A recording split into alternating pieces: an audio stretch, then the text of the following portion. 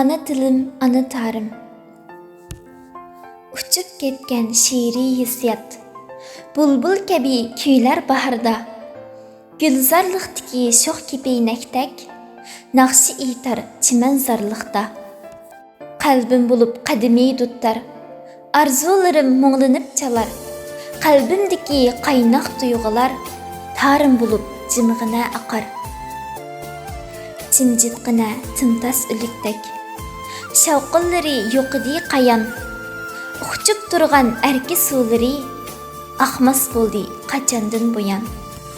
Balkim nadan bo'lg'ach o'zligiga laylatqilar eg'ir keldimu. Suzuklikki bulg'inib qalg'ash quyosh akiz atmas bo'ldimu. Ana tilim, ana tarım. Rabbimga bo'lgan shukr bayonim. Zimiston emas, balki bahorim. Qalbimdagi yigani yorim. Sensiz bulay qayda men olim. Bo'lsam bo'larman zolim.